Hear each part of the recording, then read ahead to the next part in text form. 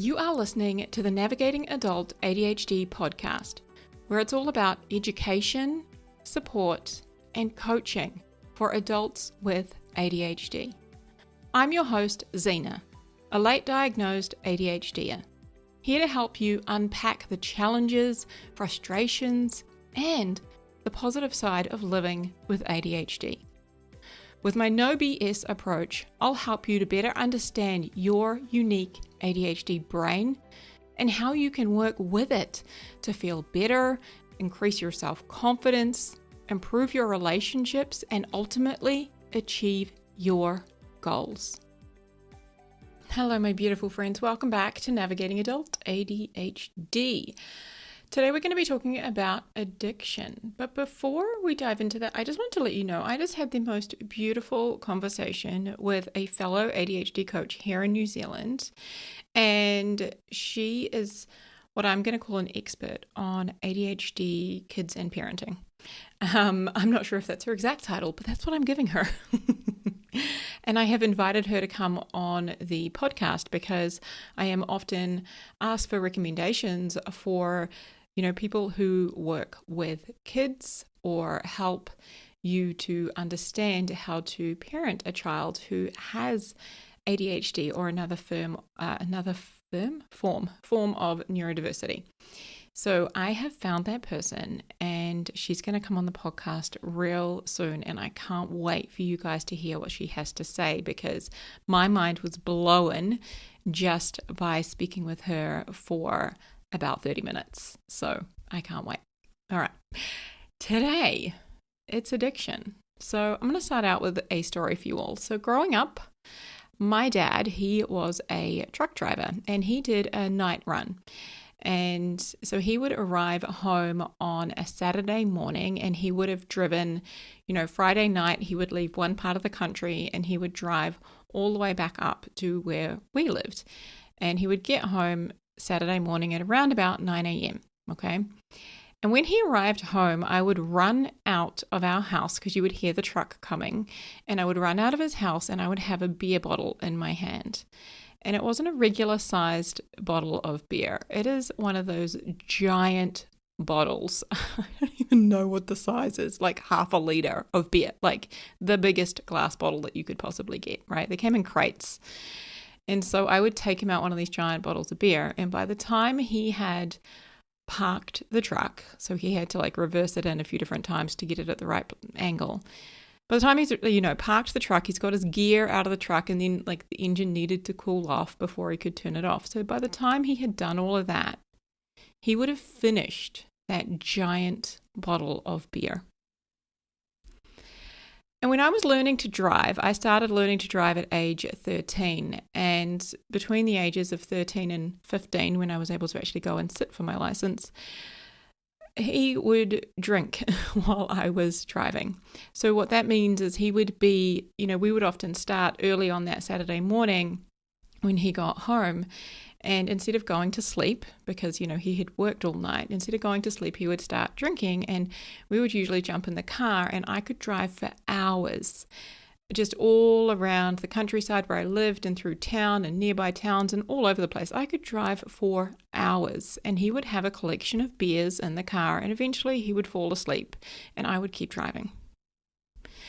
So by my late teens, I knew that my dad was in fact an alcoholic.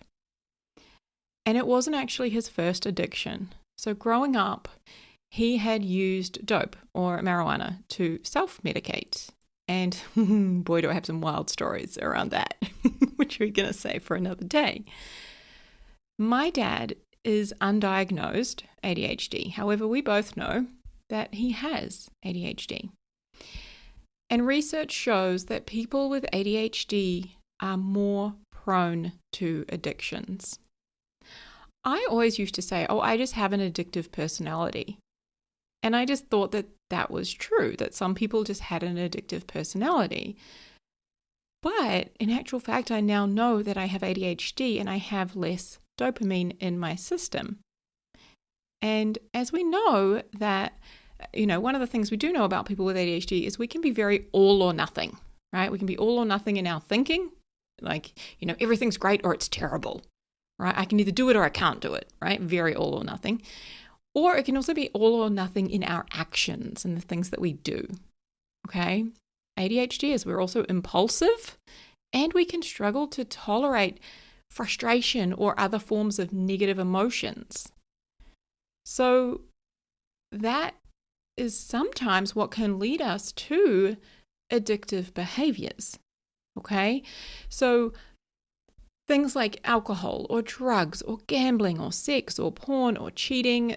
It could also be online shopping or video games or smoking cigarettes or vaping or, food addictions or scrolling on your phone.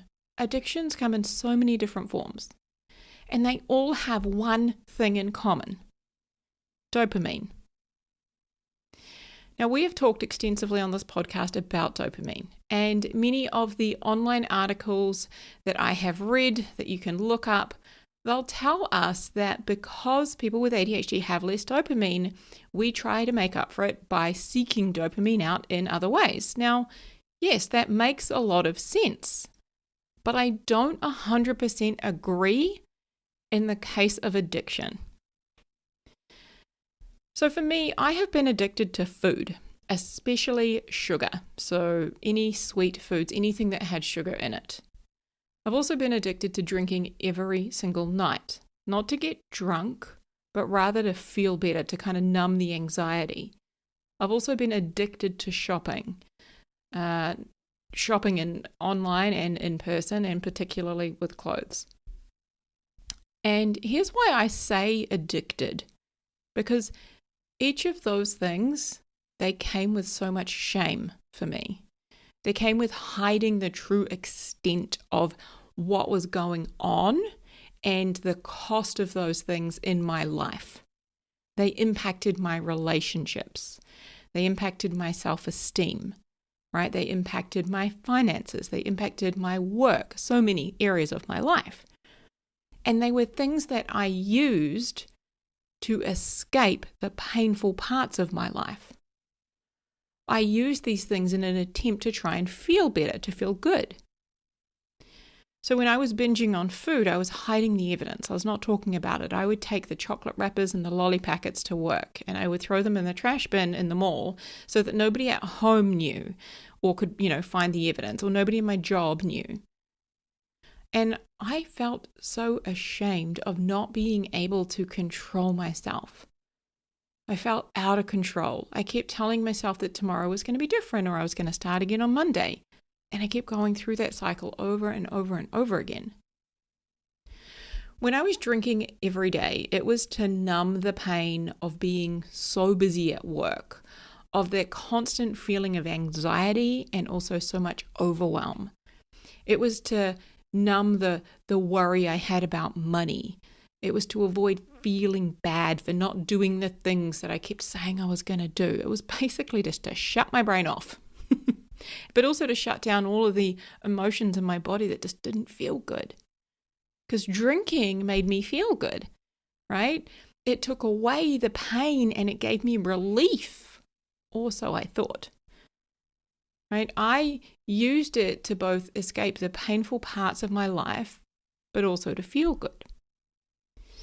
I remember going through a period of time where I was home. I lived in my house by myself, me and my cat, and I would drink bubbles. So I would get home from work at, let's say, 6 o'clock at night, and I would have a bottle of bubbles, basically one every night. And I was drinking like 3/4 of that bottle, and I would play my favorite songs on repeat. There would be like, 2 or 3 songs, and I would just repeat them over and over and over again. And I was just dancing around my house and, up until late. And then the next day I'd wake up and I'd just feel like crap.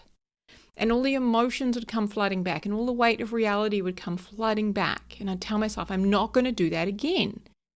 And then I did. Now, dopamine is released not only when you experience pleasure, but also when you anticipate it. When you think about, having the donut, when you think about pouring the glass of wine. So I would experience dopamine on the drive home from work because I had the bottle of wine in the car and I'm thinking about drinking it. And dopamine can be experienced in so many different ways. I often will refer to it as a lot like food, right? I love to have a piece of cake every now and again, right? I choose sugar-free cake, right?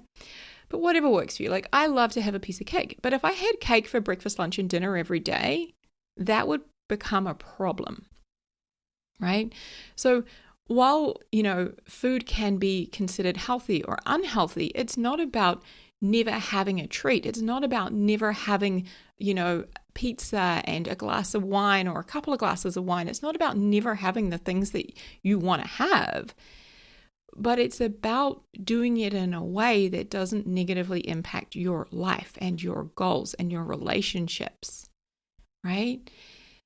And dopamine is something that I think so many of us often don't have a very healthy relationship with because we haven't learned how to have a healthy relationship with it. And I think society has a lot to answer for here, which we're going to talk about in a minute, right? Just like food, like growing up, I did not have a healthy relationship with food at all. Like, I didn't learn the difference between healthy or unhealthy foods, or about having protein, or about, having like a balance of different things. All I wanted to eat was, like, growing up, all I wanted was like Coca-Cola and junk food and like stuff that tasted yummy. Like, that was all I wanted all the time. But I didn't know any different. I hadn't learned any different. And so, of course, I would like try and starve myself, thinking I shouldn't eat, and then binge. And it was just this really wild, crazy, tumultuous, is that the word? Whatever, that kind of word. It was that kind of a relationship that I had with food, okay? And I think that my relationship with dopamine was so much like that too, although I didn't have the awareness of that. So anyway, in her book, Dopamine Nation, Anna Lembke, who is the author of that book, she says, the reason we are so miserable is because we're working so hard to avoid being miserable. I get chills when I hear that because I see that in myself and in so many of the incredible humans I work with, right?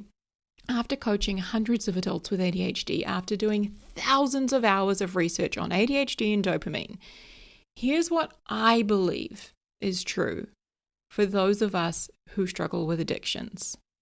Number one, it comes down to emotional dysregulation. And number two, society has taught us that the goal in life is to be happy, to feel good all the time. And if we aren't, right, we're doing something wrong and we need to fix something. And that is a problem. Like, the idea that we have been sold from society, that right there is a problem. A key symptom of ADHD, and in my opinion, probably the most difficult element of having ADHD, is emotional dysregulation. It is learning how to feel our feelings rather than resist them or react to them or try to, numb them or ignore them, right? It is learning how to feel negative emotions, which make up 50% of every single human's life, right? We can't avoid it. I have not met a single adult with ADHD yet who has learned earlier in life how to regulate their emotions. And by that, I mean, I have not met anyone who has learned how to feel and process and allow their feelings, right? How to feel all the parts of being human. I have, however, met a lot of people like myself who thought that we needed to solve for feeling bad, that we needed to fix something or do something in order to feel better, make the pain go away. We live in a world where we are saturated in dopamine. If we went back 100 years, okay, go back, like, I'm recording this in 2024, all right? If we were to go back 100 years, we did not have junk food that was delivered to our houses. We did not have Netflix or video games at our fingertips, available 24/7. We didn't have the internet to be able to buy things that would be delivered to our house later on that day or the next day. We didn't have the internet to watch porn or, do anything with. Today we can click a few buttons and get a pizza delivered. We can play video games for hours. We can watch Netflix for days. Pleasure is available everywhere we turn, literally at our fingertips. Dopamine is everywhere we look. And we are in a society, we live in a society that encourages us to pursue it. Anna Lembke, in her book, she has this really powerful line. The paradox is that hedonism, the pursuit of pleasure for its own sake, leads to anhedonia, which is the inability to enjoy pleasure of any kind. So basically, when we constantly pursue pleasure and we are constantly doing things and buying things and eating things and taking things to feel good, the constant pursuit of that leads to our inability to enjoy the real pleasures of life. When we're addicted to something or when we abuse it, we lose the joy that the other things in our life can offer us or have previously offered us, right? It affects our relationships, our health, our work, and our self-esteem. And now this has nothing to do with moral values, right? The fact that somebody you know and love is an addict, or that you yourself have a tendency to become addicted to things or to use them in an unhealthy way and abuse them, it's nothing about us as a person. It doesn't mean we're good or bad. Nothing like that. It comes down to dopamine. That's what it is. It comes down to dopamine. And when we are abusing things in our life, whether we're abusing Netflix or alcohol or drugs or food or whatever, over time we gradually deplete our body's baseline level of dopamine, right? So over time we wake up each day with a little less in the tank, meaning over time gradually we feel a little worse each day, a little worse, a little worse, a little worse. And we associate the good feeling with our addiction, with that thing we're abusing, right? In the case of my dad, he associates being happy and feeling good with drinking, with alcohol. But over time, what used to be a couple of bottles has become more and more and more and more, and you never get the same high. You drink more and more and more, you take more and more, you eat more and more, and you never get that same feeling that you're trying to get. I used to do this with food, right? I would have dinner, and then I would binge on, say, an ice cream and a packet of lollies. And then I'd try and have something savory again. And then I'd try and eat more sweet stuff. And I could just keep going and going and going and just feel disgusting and sick. But I was just trying to get that feeling and trying to get that feeling back. Again, the reason we are so miserable is because we're working so hard to avoid being miserable. Think about this. What are your triggers? What leads you down that path? What leads you to, going out and binge drinking for a night? Is it anxiety? Is it overwhelm? What is it that you're trying to escape? Is it maybe the social situations where you don't know how to act and you struggle with small talk? Is that where you need something? Is that where you take it? Is it that you just don't like being home alone and you don't like hearing yourself think? What are your triggers?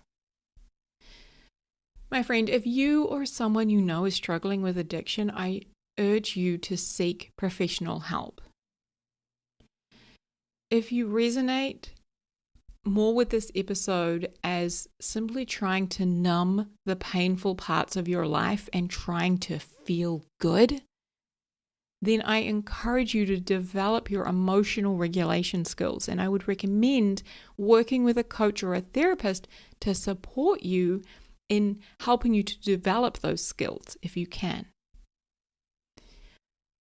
Most of us think that we should feel good all the time. And when we don't, we make it mean something's wrong and that we need to fix something or change something. And this is when we are more likely to turn to things that we associate with feeling good. Can you relate to that? Are you wanting to feel good all the time? Perhaps your goal in life is just to be happy, right? I know that for me, that was the case. I just wanted to be happy. I thought that was the whole point. I've got news. I've got news, and then I've got good news for you, my friend. Number one, society has taught you to think that you're supposed to be happy all the time or feel good, okay? And if you're not, then something's wrong, right? Society has led us to believe that. We see it in the advertising, in the marketing. We see it everywhere. And number two, we're not supposed to be happy or feel good all the time. We're not. It's physically impossible. I think unless you're a psychopath. The reality is that we're not supposed to feel good all the time. And what a relief, right? Life is 50-50. Being human is 50-50. It is 50% positive emotion and 50% negative emotion. I talk about this in a lot of detail in episode number 56, which is called The Happiness Trap. Consider this. Without sadness, how would you ever truly know and appreciate happiness? Without loss, how would you appreciate and know what love is? Contrast is a beautiful thing. Without darkness, could we ever really truly appreciate the light? If you were happy all the time, you'd also be happy about shitty things, terrible, awful things. Things that in reality we actually don't want to be happy about, things we do want to feel bad about. We want to feel negative emotions when it comes to child abuse and terrorism and war and people we love dying and our home flooding. We want to feel bad about those things. The truth is that negative emotions are not bad, they're normal. Our lives are 50-50, and living a meaningful life requires us to feel that full range of human emotions, no matter who we are. No matter how much money we have, or how much fame and success, or how big your house is, or what car you drive, or what your body looks like, you're always going to experience negative emotions half of the time. And when I learned that, it was just such a relief. It took the pressure off my constant hustle to feel good and achieve more and finally get there, that magical place that doesn't exist, right? Learning how to feel negative emotions is literally life-changing. My friend, I urge you to find a way to immerse yourself fully in the life that you've been given, to stop running from whatever you're trying to escape and instead stop and turn and face whatever it is. And then I dare you to walk towards it.